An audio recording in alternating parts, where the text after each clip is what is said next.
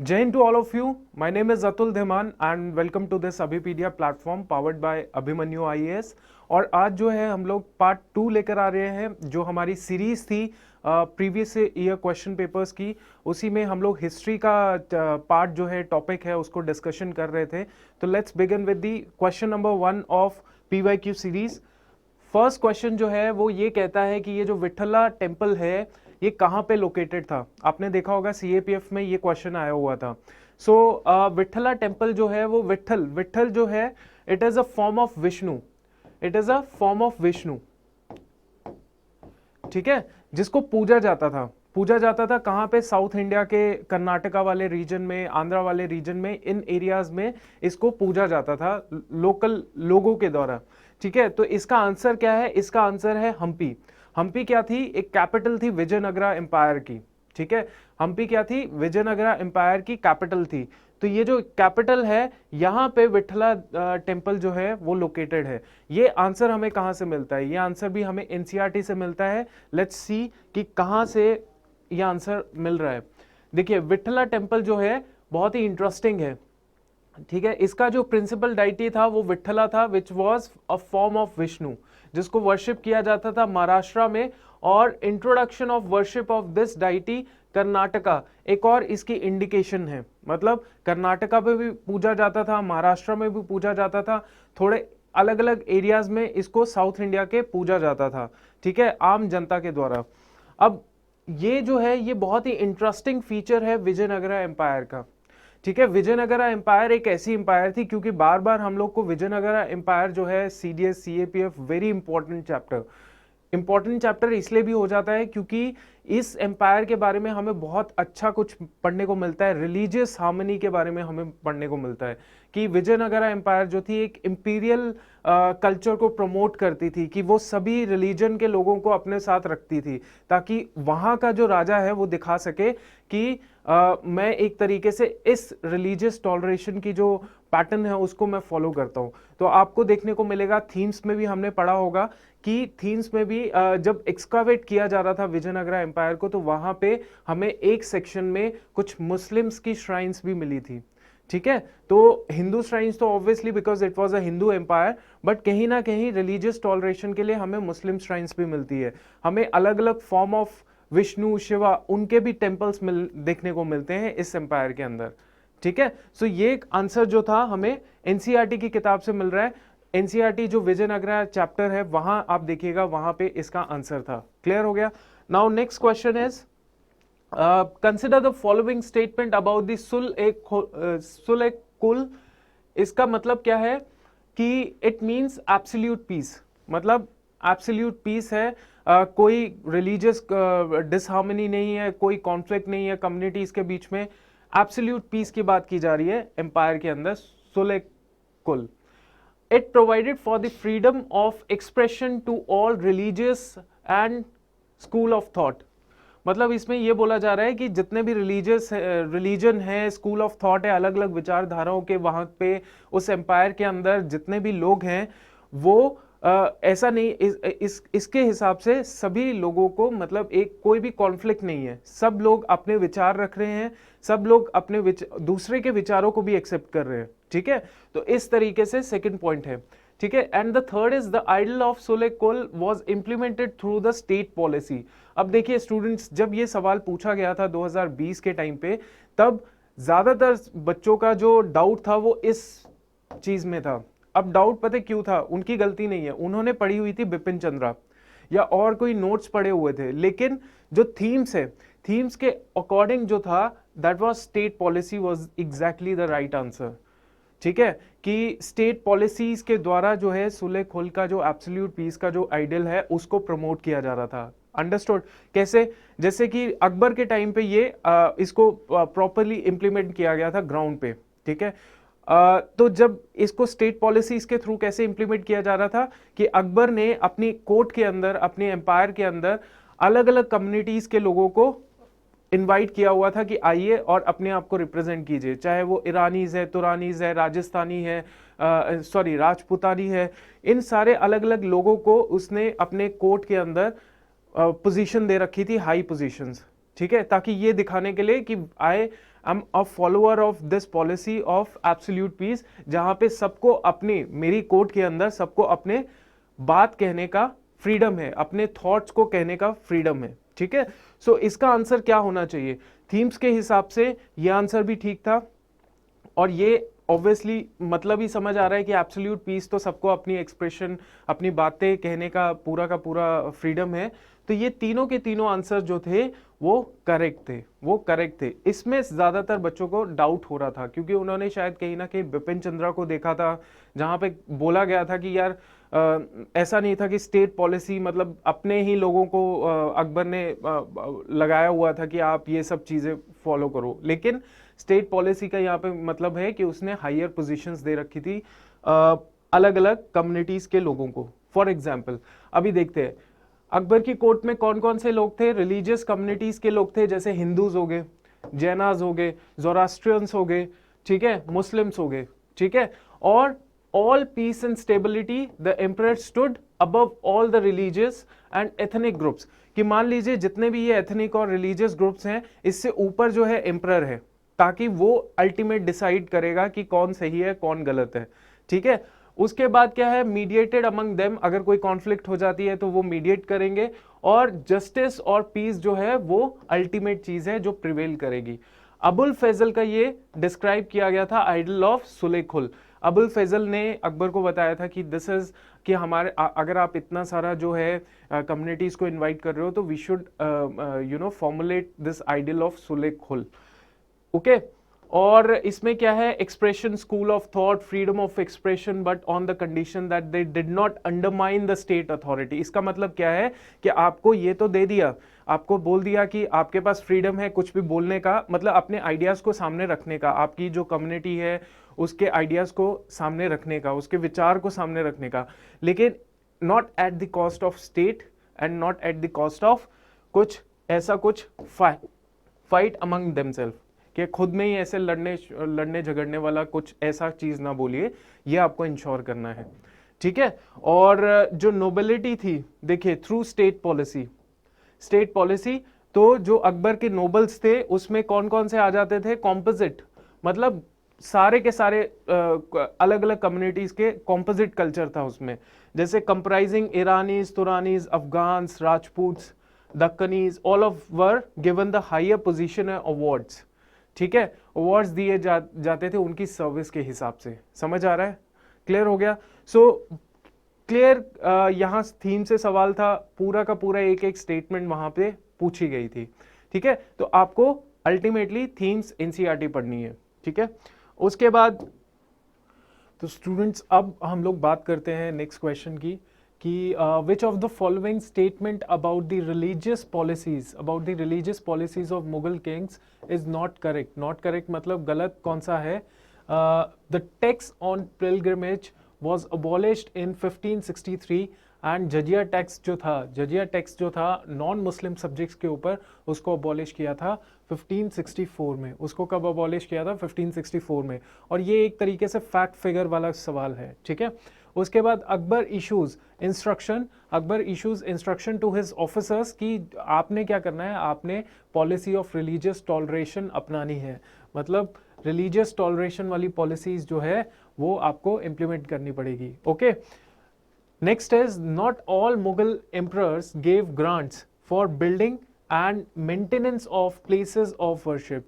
मतलब सारे के सारे मुगल एम्परर्स जो थे, बाबर से लेके आगे जितने भी थे, आलम शाह और रंगीला, मोहम्मद शाह रंगीला, ये सारे के सारे मुगल एम्परर्स की बात करें तो सारे मुगल एम्परर्स ने ग्रांट नहीं दी थी for the maintenance of places of worship. जो भी टेम्पल वेम्पल है उनको उनके लिए ग्रांट्स नहीं दी गई थी। ओके, उसके बाद grants were issued for the repair of the number of temples in the reign of Shahjahan और औरंगजेब के टाइम पे। तो औरंगजेब और शाहजहां के टाइम पे जो भी है उनको, मतलब देखिए जब वॉर का टाइम होता था औरंगजेब और शाहजहां के टाइम पे, जो भी वॉर टाइप सिचुएशन होती थी तो उस टाइम पे जो भी डिस्ट्रक्शन होती थी टेम्पल्स के लिए, तो उस टाइम पे जो एम्परर होता था वो ग्रांट्स देता था। ठीक है, तो इसको भी देखना पड़ेगा कि ये सही है या गलत क्वेश्चन है।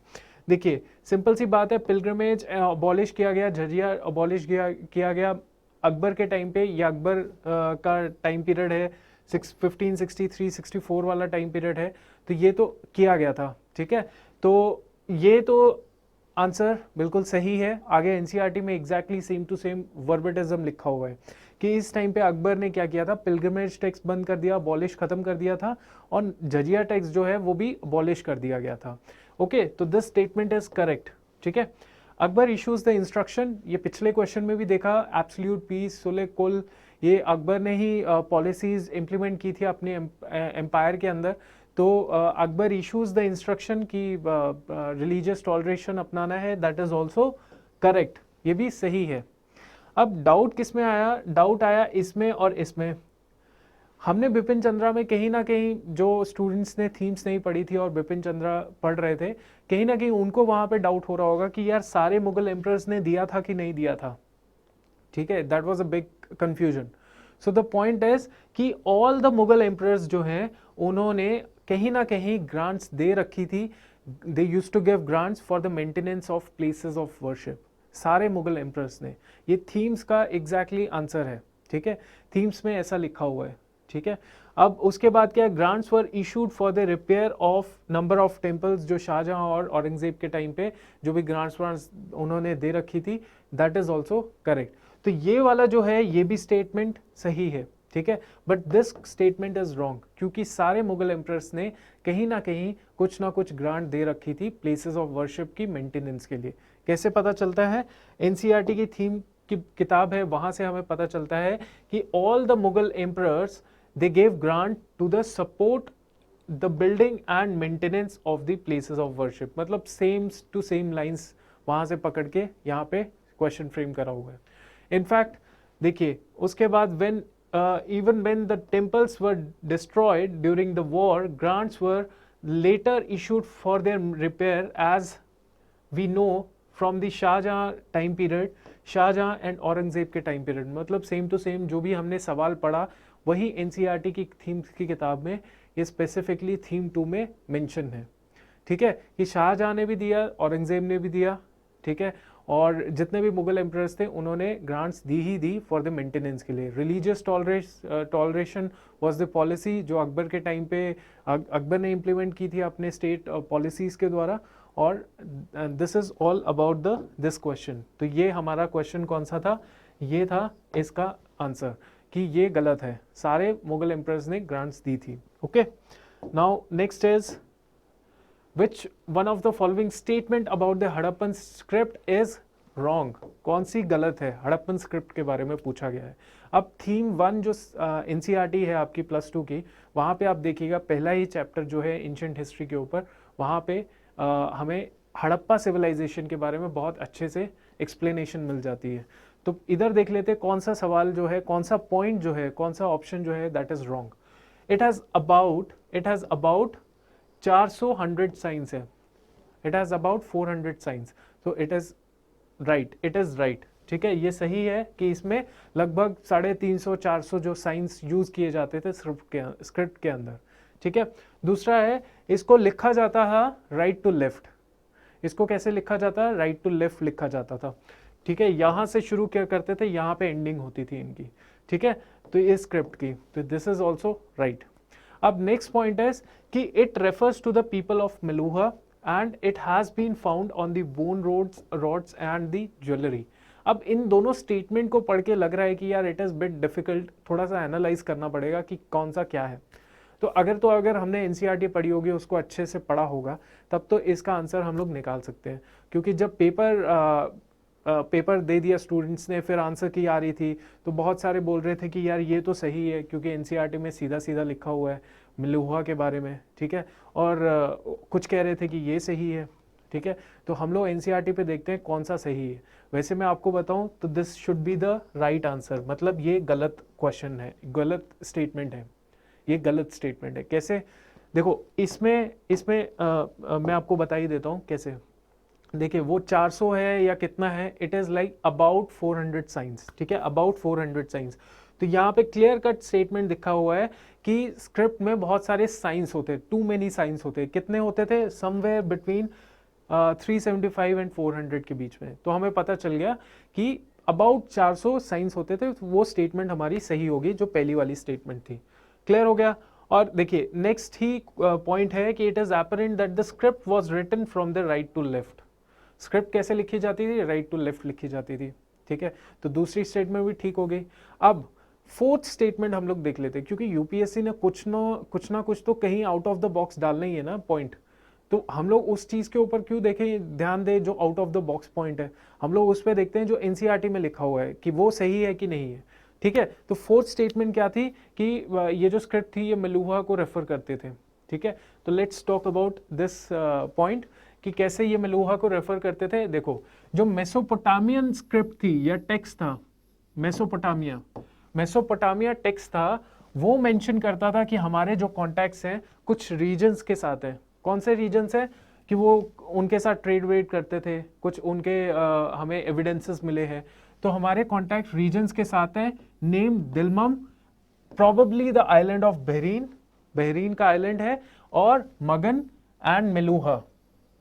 सो मगन एंड मेलुहा, मेलुहा कौन सा एरिया है? Meluhha possibly the Harappan region, Meluhha possibly the Harappan region. So कहाँ से हमें पता लग रहा है कि ये मेलुहा वर्ड के बारे में, कि मेलुहा किसके लिए यूज किया जाता था? हड़प्पन रीजन के लिए।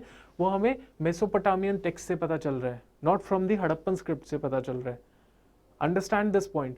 तो पॉइंट मेरा कहने का ये है कि आप चाहे कुछ भी कीजिए, कुछ भी पढ़ लीजिए, बहुत सारी एडवांस बुक्स पढ़ लीजिए, but the ultimate answer will come from the NCERT, क्योंकि यहाँ पे देखा जा रहा है कि इट मतलब Harappan script refers the people of Meluha, नहीं मेसोपोटामियन जो टेक्स्ट थे वो बोलते थे कि ये पर्टिकुलर रीजन के जो लोग हैं, हड़प्पन रीजन के लोग हैं, उनको हम लोग मेलुहा नाम से मतलब उनको इंडिकेट करते थे। अंडरस्टूड? तो ये जो सवाल है, ये जो पॉइंट है, according to NCERT, according to my analysis, that is wrong, ये गलत है, ठीक है। सो इसका आंसर कौन सा होना चाहिए? ये आंसर होना चाहिए। ये जो बोन रोड्स हैं और ज्वेलरी है, ये इतना ज़्यादा हमारे पास एनसीईआरटी में इतना कुछ लिखा नहीं हुआ ज्वेलरी के बारे में, लेकिन this is also right, this is also right, ठीक है। अब नेक्स्ट क्वेश्चन हम लोग देख लेते हैं कि ये 2018 का सवाल है, हिस्ट्री का। आप देखिएगा कि 1856 का टाइम है, 1856 का टाइम है, और वाजिद अली शाह, नवाब वाजिद अली शाह को उनकी थ्रोन से हटा दिया ब्रिटिशर्स ने, और उनको कहाँ भेज दिया? कलकत्ता में भेज दिया। कि ये जो रीजन है, किस लिए भेज दिया? क्योंकि ये जो रीजन है इसको ये वाजिद अली शाह जो है बढ़िया तरीके से संभाल नहीं रहे हैं, ठीक है।